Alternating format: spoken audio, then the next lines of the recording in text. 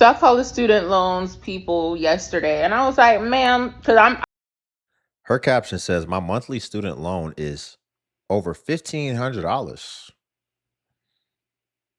people yesterday and I was like, ma'am, because I put me on deferment right now. I don't want no forbearance. No, because forbearance, if you didn't know, your interest continues to grow even though it's paused. No, deferment. Thank you. Hmm. And the lady said, as of right now, your monthly payments are $1,554. I said, excuse me? No habla inglés. Huh? So then I said, this is a recorded line, right? She said, yes, ma'am, it is. I said, give me a second. Shh. I said, anybody who's on the other end, listen to me. I don't have it. That is rent. $1,554. I said, damn, they greedy, huh? They couldn't just make that 54 cents? Like dollars? I said, that is rent. I don't have it. I don't have it. I will not have it. The lady said, yeah, this takes a couple of weeks. We already seen your application. It'll be applied. Okay. Thank you. 36 months? Thank you. I'll apply again in 3 years. Thank you. So I call the student. Yeah. But you know what? You know what's really incredible? Is some people who their balances are going to go up and they're going to have to pay that. They're going to have to pay that. It just is what it is. You owe it. And honestly, that's really going to be the only way you're going to get that monkey off your back. So a lot of people are going to have to try to find a way to, like she said, be able to take on another rent payment. Funny enough, I feel like most people have already found ways to take on other rent payments in America. And here's what I mean. Car payments are pretty much within these figures, within these realms now, especially with some people's interest rates because of some people's credit scores. So people were already have already been doing it as far as taking on a second rent. They've just been doing it in the form of a liability, especially, and I would argue that most people don't have to, but nowadays everybody's got to get a new car. Imagine if you didn't get a new car and you can get a car with a $300 payment, right? And then you can just save. Because ultimately, what I'm saying is there's people with student loans right now who are going to have to pay a second rent. So if you don't have a student loan, why not just pretend like you do? And instead of paying that second rent, invest into your future in dollar cost average. I'm not a financial advisor. This is not financial advice. But from my experience, what if you could find a way to put away $1,500 a month and invest that consistently over the span of tens of years? Just a thought. Just a thought. Because there's definitely some people that are about to do that. And most of their money, see, what we don't talk about is how that a lot of that 1,500 that she's gonna be paying, a lot of that's not even going towards the principal. A lot of that's going to be going towards front loaded interest, which is just going to be imaginary money anyway. So use this as your incentive or as your sign or just maybe as some perspective to just say, well, why don't I just pretend like I have a student loan and let me just pay it? I think in the future, your future self will be happy that you did it. As it turns out, the student loans that I've been paying What the what? $1,500 a month for. Hold on, hold on. Some of these captions have me flabbergasted sometimes. The caption says $90,000 in student loans at a 17% interest. Y'all, real quick, before we get back into it, though, if you could like the video, I would greatly appreciate it. It only takes a second, and it actually helps out more than you know. And it's really just a click. It's really just a click. So if you're here anyway, you might as well just click that like button. And also, if you could hype the video as well. loans that I've been paying $1,500 a month for 2 years have a 17% interest rate. Huh? She wasn't taking federal student loans. I assume she went somewhere she couldn't afford, went to school too long. She's certainly not pouring off her Pell Grants or anything like that. She was probably middle class, upper middle class. How do you find that? Sally Mae, baby! What I thought I've been paying off for all this time, I'm actually, I owe more than what I started off with. So, Jeff Bezos, this would be a really cool fucking time to Venmo me, bro. I owe $90,000. Any rich person, please tap in. She did something weird here. And also, by the way, the only reason the balance is going up is because you're not making, even on Sally Mae, they have a standard 10-year repayment program. You are not doing that because the balance would not go up. She must be on a 20 or 30-year program, which means they're collecting so much money over that time period. They would love to do that because that allows her 19 or whatever percent interest rate to endlessly just balloon that balance and her and make Sally Mae, that dumb so much money. And it was also her fault to take out a private student loan in the first place. As it turns out, the student loan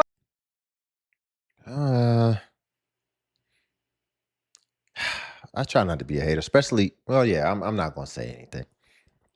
But yes, that is insane. 17% interest. That's what I was thinking too. It has to be a private student loan at 17% interest. I don't think that federal student loans can get that egregious. Usually I see federal student loans anywhere between typically like 5 and 9% at the max is, what I've seen federal student loans at. Maybe they do get higher. I don't know. But I would think this is a private and it's almost $100,000. And see, this is what people try to do. And also here's what it could have been as well. Because if she was on the save plan or whatever the case, which I think that what they were trying to do with the save plan was they were trying to make it to where people wouldn't have to pay any money and they were going to have the interest be subsidized. And by the interest be subsidized, and if you don't know what the save plan is, that's the thing that Joe Biden was pushing through for student loan people or for student loan borrowers, excuse me, for better words. And if I'm not mistaken, he was trying to subsidize interest payments, which ultimately just means that taxpayers would have been paying student loan interest because obviously they couldn't just wipe away, right? Initially, he was trying to get it to where, or he was promising, I should say, that people's student loans was just going to get wiped away. Then remember, it changed to where, oh, well, now you're going to get 10,000 or 20,000, something like that taken away. And then he couldn't get none of that across the line. Then the save plan or whatever. And he was going to make it to where, or he was trying to make it to where interest payments will be subsidized by the federal government. Ain't that something? And so I don't think that was ever going to be a possibility. And so there was possibly a lot of people on the save plan. If you don't know about the save plan, basically it was allowing some people to have $0 payments. But from my understanding, the interest don't just sit still. So sure, you got super low payments or you got $0 payments, but if it's not deferred, then that interest is still going to accumulate. Even some people will put their stuff on forbearance for reasons, and they don't understand that the interest is still accumulating. That could have been an option for her as well. Maybe she had her student loans in forbearance. Who knows? But if you don't address it and if you try to pretend like it doesn't exist, oh yeah, it's definitely going to build up on you. And you F around, you got a $90,000 student loan, it ended up turning into 300 grand. Now you got a house mortgage to pay off. Again, y'all, if you could like. If you're a federal student loan borrower, the time starts now for you to enroll in a new repayment plan. It's important to take action quickly because the wait times to switch onto a different plan are going to be pretty significant. Starting July 1st, options like the SAVE plan will transition to newer options. As initiated by the One Big Beautiful Bill Act that was enacted in summer of 2025, specifically for people who are already on the SAVE plan, You're going to be able to stay on that plan for another 90 days, but eventually you will need to go on to a different plan. Those plans are known as RAP, or the tiered standard plan. RAP ties payments to income and forgives loans after 30 years. The tiered standard plan sets fixed payments over 10 to 25 years based on your loan balance. The RIP plan tends to be better for people with around $65,000 to $70,000 of annual household income. Once you get into the RIP plan, you cannot go back onto a different income-driven repayment plan. Sarah says Wow. borrowers already in repayment could see the biggest jump in monthly payments. And any loans that haven't been She said once you go on that RAP plan, you can't go back. And she says it's typically going to be for people who make, almost 70 grand. What's that sound like? You know what that sounds like to me? That sounds like child support, like how child support work. Fellas, you ever, I done seen situations where they will factor child support. They might catch a dude at a time when he's working like overtime, like a lot of overtime, or maybe he's got 2 jobs or 3 jobs. And then they will factor all that income of him, of what he's making working 3 jobs. And then dude will lose one of the jobs, or maybe lose 2 of the jobs and only have 1 job. And they'd be like, "Nah, we're not going back." Sounds like you're going to have to just replace those other 2 jobs. He'd be like, "Well, I only have 1 job now. They're not letting me work multiple jobs." I'll be like, "Ish out of luck." Or it could be the same thing if you got a job and your income goes up. Now, I think they do have certain things put in place for if your income drops, where they'll adjust it. But typically, man, it's not as easy as as what it was to get you on it initially. It seemed like it's like pulling teeth trying to actually go back retroactively and downgrade the amount you got to pay. But anytime it's something where it's got to accelerate or optimize what you have to pay and enhance it, oh, it's a real easy process. Easy peasy, 1, 2, 3. But that's what that sounds like. It sounds like, yeah, we cap you here that you're able to earn this amount. And so now you're on the RAP plan, and now you can never go to income-based repayment. Shoot, we capped you at 70K, 80K. You can make that. You can't come back later talking about you make 40K and then saying you want to now do it factored on income-based or whatever other programs they got. And so it sounds like with the RAP plan, soon as they lock you in on it for that, I think she said 30 years or whatever, you win it. You got to find a way to always make sure that you can make at least that income that you were making before, but you can never go back. It's like you a championship boxer, right? Once you get to the championship level, man, you can't go back to fighting scrubs again. You can't go back to fighting people with 3-10 records. Nope. Worst case scenario, if you start losing at the top, they're gonna give you a up and comer who's finna make a name off you. And so you just really get stuck there, is what it sounded like to me. up in monthly payments. And any loans that haven't been dispersed by July 1st will fall under a different set of repayment plans. Students and parents who have not yet started their course of study, they're going to have a different set of options. And so they're going to be, I think, the most impacted by these changes. Because I was crashing out. Okay. I took out $27,000 to go to college. That's not I've bad. been paying $300 in student loans, which is above my minimum, for 78 months, which means I've paid off $23,400. Hold on, man. Wait a second. you only got $27,000 in student loans. I'm gonna be real. You're gonna have to pay more than $300. Just go ahead and get that over with. Get it done.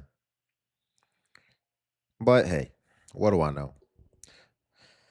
I would just want to get that off my back. For 78 months, which means I've paid off $23,400. Okay. All right. Well, she done paid. Well, never mind. She almost done. Never mind. So she been doing it. I still owe $20,306. Yeah, Janelle, what kind of interest you got?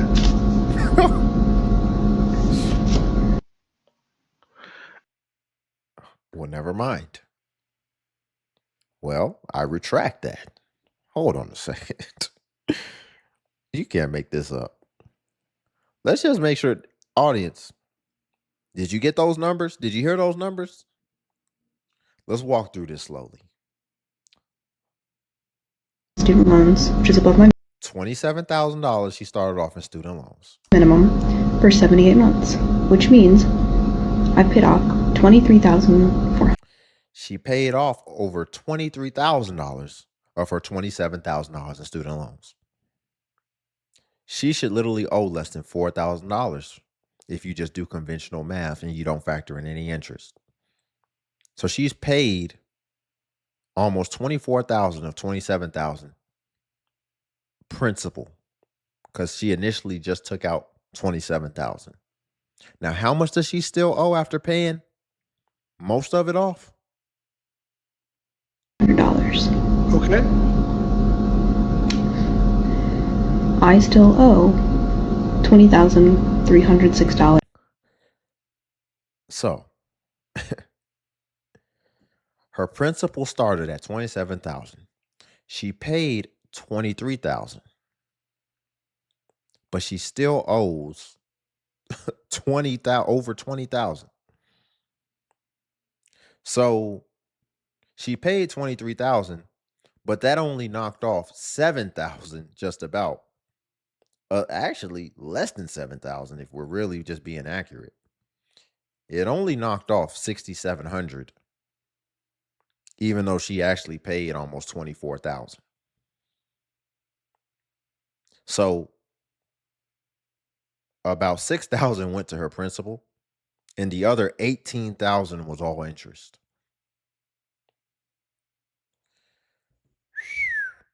So I was right initially. You trying to space this thing out the way you trying to space it out, and you ain't getting nowhere.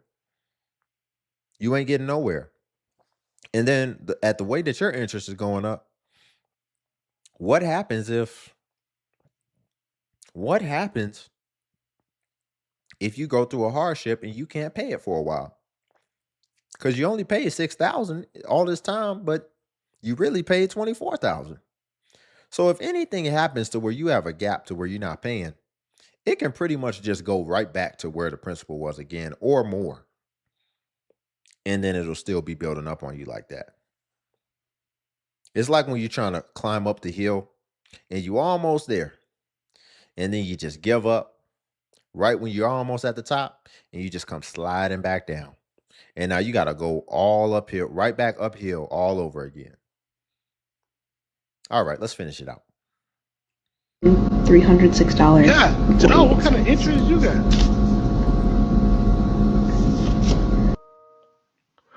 I'm gonna be honest with y'all. I always said it. I'm gonna stand 10 toes down on it. If you had to take out a student loan because you want to go to college and got ahead and it worked for you, that's fine. But man, from what I'm seeing and hearing, man, it sounds like this student loan thing is a scam, man. It's just big business. Got this banana interest, man, that you can never get from under this mess. It's just too much, bro. They need to wipe that mess out or curve it or strip the interest. If you're going to school to benefit America, man, why all this interest on this mess, man? So me personally, I think this student loan stuff is a scam. Going to school to benefit America? What are you going to school to benefit America? That's a stretch. You think people being noble like that? Hey, let me tell you something. If you going to school to benefit America, no, we got a better place for you where you could benefit America. Oh, do you really want to benefit America? Because if you're doing it for America, then let us just go ahead and take the wheel. Don't worry about school. We got this other place you can go. You'll be sleeping in the barracks. Going to school to benefit America. They ain't going to school to benefit no America. They going to school to benefit themselves. But then they end up hurting themselves, ultimately, making a bad decision. And it doesn't necessarily mean that it's their fault. This could have been taught. Shoot, I see some parents pressuring their kids. I'm like, dang, you pressuring them to go into debt to something that they ain't even passionate about that they're gonna end up changing anyway. Don't you know for the longest, it's always been a thing that has occurred to where people will typically leave their first profession and always just go to something else. So it's always been where people end up where the long-term career that people ultimately end up doing to carry them for the rest of their life is typically not the thing that they even actually went to school for. So, like, when are we going to recognize a pattern and learn that? And definitely not pressure your kids because it's going to be a waste anyway. Most people don't end up sticking with the career or the profession, really just their first profession in general. Most people don't end up sticking with their first profession that they get into. It's just something in us as human beings. The first thing is we're just going to move on from it.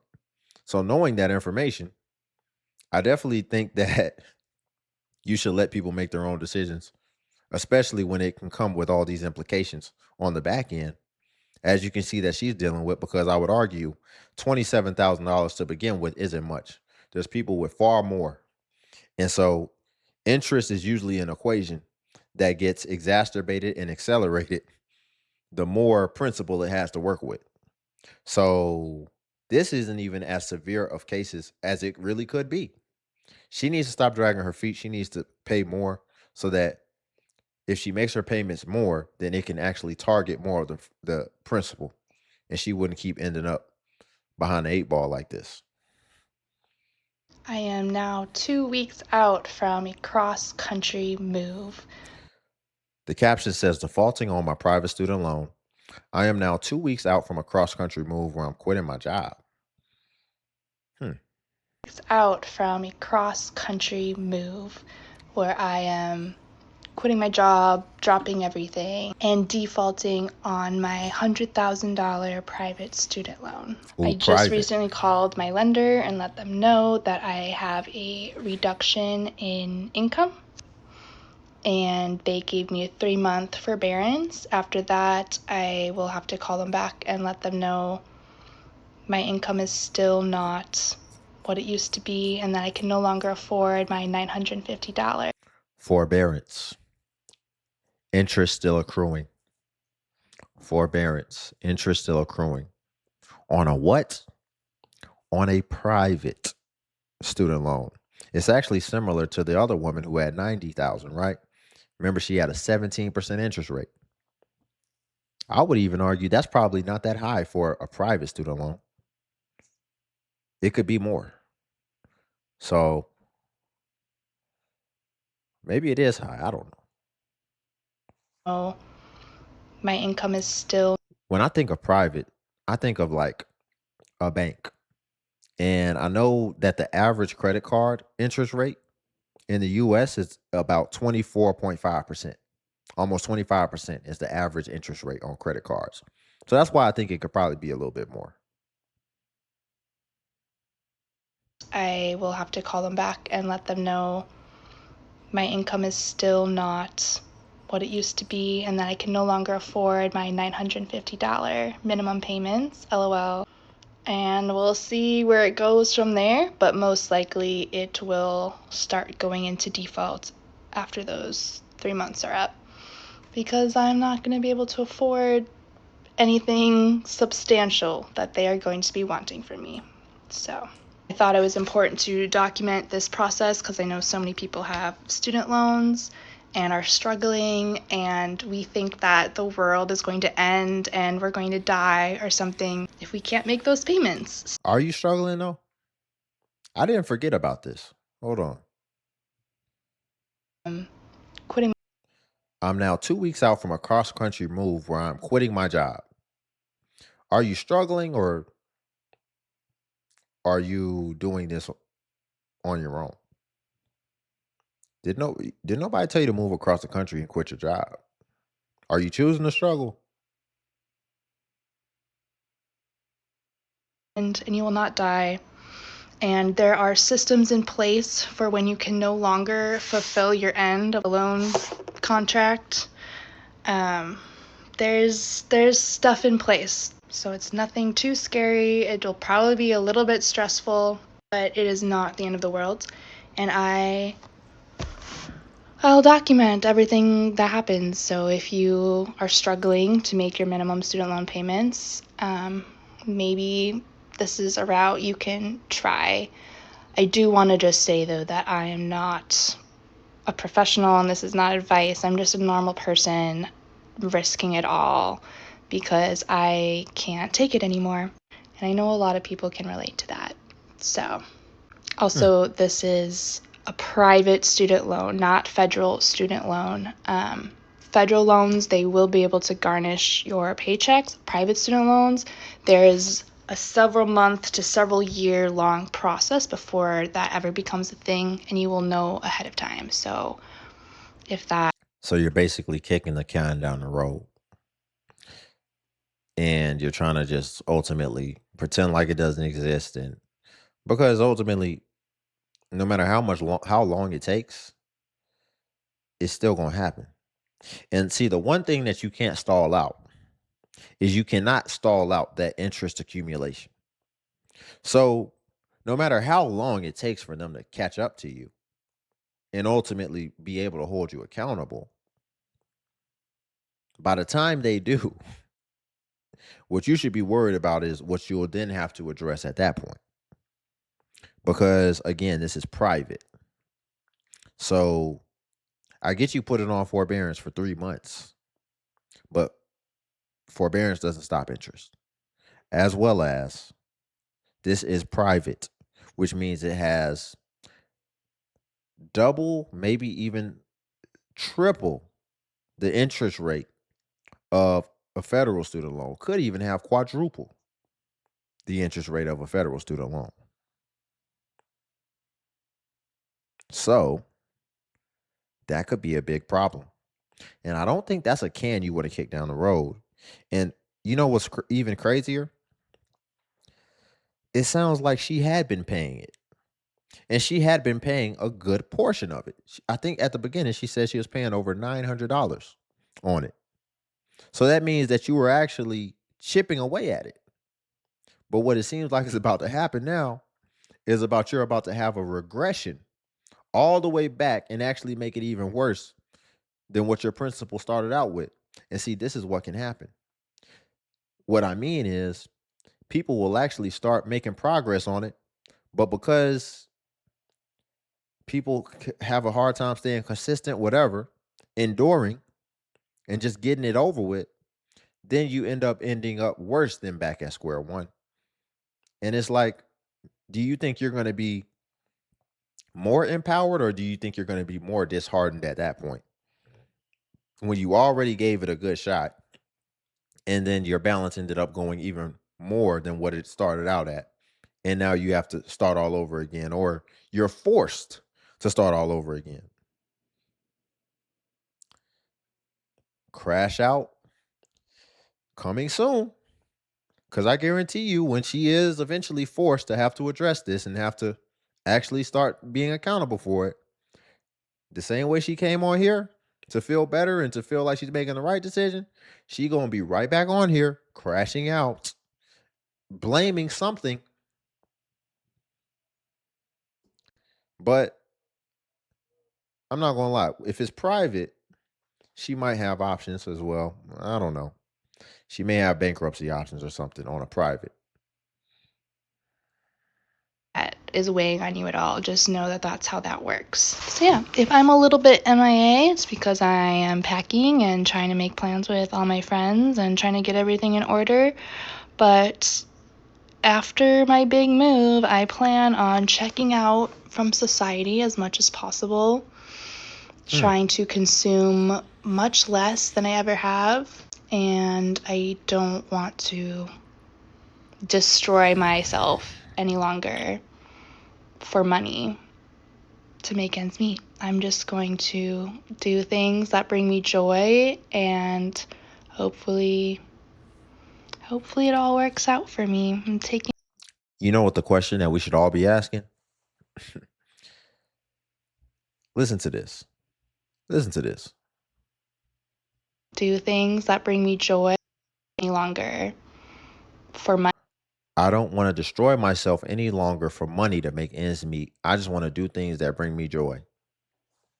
So then why did you get a student loan? Why did you go to school if you don't want to work and you don't want to leverage that to make ends meet? See, now it sounds like she just wants to live off the land and go off the grid. So what did you go to school for? This is what I don't be understanding. People will be getting all this education in order to ultimately be able to make ends meet. That's the purpose that you're actually taking this investment and making this sacrifice. And then they get it and they decide that they don't want to work. And they don't even want to pay for it no more. They don't even want to pay it back. In what world does that make sense? This will happen in a plethora of ways. I know it's a lot of fellas out here that all of a sudden they chick done got all this education, but then now they want to be stay at home. How does that work? Where do they do that at? I don't understand that. I don't understand these things. What did you get the education for if you don't want to actually use it and work? In life, you make decisions. You made a permanent decision. You're going to have to work for a while. At the very least, you need to work in order to at least pay for it. Once you pay for it, you can have whatever life you want to live. If you want to go live on a cottage, on a farm, whatever, then you go and do that. But you at least need to just go ahead and pay this off with the education that you deemed worth it for. That always baffles me. I'm not gonna lie. That always baffles me. But we'll leave it there for today. If you could like the video, I greatly appreciate it. It only takes a second, and it actually helps out more than you know. And also, if you could hype the video. Hype is a new feature that YouTube offers where it helps smaller content creators like myself. And basically, when you hype, it actually pushes us to the extent that it pushes the larger content creators. So you just press the hype button and it shows the points. And since I'm a smaller creator, a smaller channel, we actually get more points per hype. And hype was designed for smaller channels. So that's why. But if you come across a video and you don't see the hype button, then it's probably been over 7 days. And hype usually vanishes after 7 days. So for that reason, if you want to hype, it's usually best practice to just go ahead and hype while the iron is hot on a newer video. And then also, if you want to become a member of the channel as well, join buttons on the video. And what becoming a member of the DXU family will come with is you would get badges next to your comments, where it will show people that you are a member whenever you leave a comment, as well as you would get early access to content and also exclusive content that's not available for everyone else on YouTube. So again, if you want to become a member, join buttons on the video. But until then, I'll see you in the next video.